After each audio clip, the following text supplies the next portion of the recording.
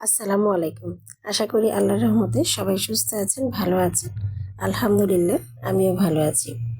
আজ আমার ননস বরিশাল থেকে ঢাকায় এসেছে, তাই ওনার জন্য একটু দুপুরে রান্নার ব্যবস্থা করলাম। আপনারা জানেন আমার ননস বরিশালেই থাকে বেশিরভাগ সময়, মাঝে মাঝে ঢাকায় আসে।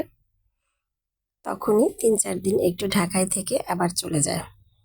এই তো প্রথমেই আমি ফ্রাইড রাইস করার জন্য চিংড়ি মাছটা ছোট করে কেটে ভেজে রেখেছি, গাজর কুচি করে নিয়েছি, আর ফ্রাইড রাইসের পোলাও চাল দিয়ে ভাত রান্না করে পানি ঝরিয়ে রেখেছিলাম। এবার পরিমাণ মতো ঘি দিয়ে আমি প্রথমে গাজর এবং চিংড়ি মাছটা ঘিয়ের সাথে খুব ভালো করে ভেজে নিয়ে এবার দিয়ে দিলাম 6টা ডিম। এই 6টা ডিমও আমি খুব সুন্দর করে ভেঙে ভেজে নিচ্ছি। সব কিছুর সাথে একসাথে ভেজে নিয়ে এবার ডিম, চিংড়ি এবং গাজরটা ভালো করে মিক্সড করে নিলাম।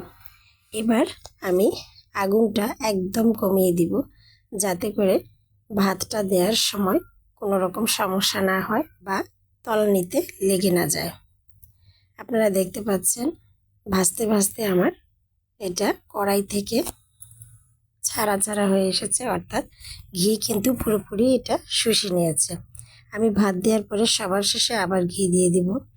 এই তো আমি ভাতগুলো আস্তে আস্তে চামচ দিয়ে দিয়ে দিচ্ছি। 1 কেজি চালের ভাত করেছি আমি এখানে, বেশ অনেকটা, কারণ বরিশাল থেকে প্রায় এসেছে 4 জন মানুষ।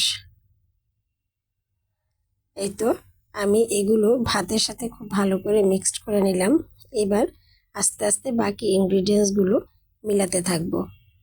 প্রথমে দিয়ে দিলাম কাঁচামরিচ, এবার দিয়ে দিচ্ছি সয়া সস এবং ওয়েস্টার সস।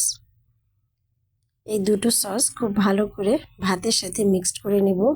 পরে চেক করে দিয়ে দিব লবণ। যেহেতু সয়া সস এবং ওয়েস্টার সসে একটু লবণাক্ত হয়ে থাকে, তাই ভাতের সাথে প্রথমে এগুলো মিলিয়ে নিয়ে পরে আমি পরিমাণ মতো লবণ মিশিয়ে দিলাম, যাতে করে বেশি না হয় ভাতে। ভাতে লবণ বেশি হলে খেতে ভালো লাগে না, বিশেষ করে ফ্রাইড রাইস। এই তো সব কিছু মেশাবার পর সবার শেষে দিয়ে দিলাম ঘি। ঘিটা গলানো ছিল না, তাই আমার দিতে একটু ব্যাগ পেতে হলো। খুন্তি দিয়ে পরে ঘিটা দিয়ে দিলাম। সবার শেষে ঘিটা যখন মিক্সড হয়ে যাবে দিয়ে দিলাম গোলমরিচের গুঁড়ো। এটা যেহেতু মেহমানদের জন্য করছি, তাই সবগুলো ইনগ্রিডিয়েন্টস পরিমাণ মতোই দিয়েছি। আমার বাচ্চা খেলে অবশ্য আমি গোলমরিচটা স্কিপ করে যাই। এবার আমি রান্না করে নিব ফ্রাইড রাইসের সাথে যেটা খেতে ভালো লাগে, সেটা হচ্ছে চিলি চিকেন। চিলি চিকেনটা আমার বরাবরই খুব পছন্দের, তাই প্রথমে আমি চিকেনটা একটু তেলে ভেজে নিচ্ছি। এটা অবশ্য 2 রকমভাবে করা যায়। আমি আজকে খুব সহজ উপায়ে, যেটা খুব দ্রুত হবে, সেটাই করে নিচ্ছি, কারণ আমার রান্না করতে একটু দেরি হয়ে গিয়েছিল। তাই বিশাল একটা প্রসেসিংয়ে না গিয়ে সহজ পদ্ধতিতে করে নিলাম। এই তো চিকেনগুলো আস্তে আস্তে ভেজে নিলাম। এখানে একটা আস্ত 1.5 কেজির মুরগি নিয়েছিলাম, ছোট করে কেটে, যেটাকে বলে রেগুলার কাট। এবার পরিমাণ মতো তেলে আমি আদা বাটা এবং রসুন বাটা দিয়ে দিলাম। খুব বেশি দিইনি, 1 চা চামচ পরিমাণ দিয়েছি।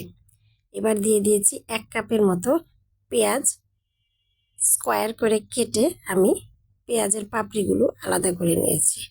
আর দিয়ে দিয়েছি পরিমাণ মতো কাঁচামরিচ। এবার দিয়ে দিলাম ভেজে রাখা চিকেন। এটাও খুব ভালো করে সেই পেঁয়াজ আর কাঁচামরিচের সাথে মিক্সড করে নিব।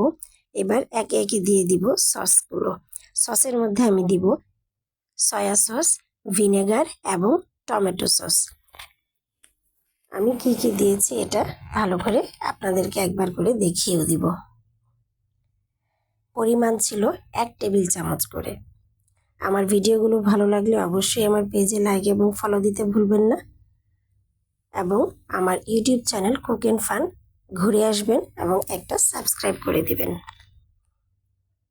এই তো আপনাদেরকে দেখিয়ে দিলাম। এটা হচ্ছে রুচির টমেটো কেচাপ ছিল।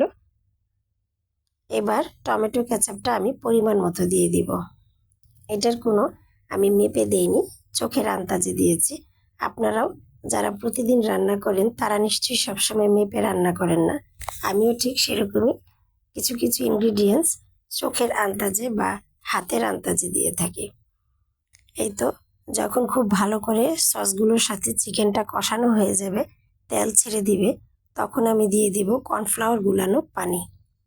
এটা আমি দিয়েছি 1 গ্লাস পানি।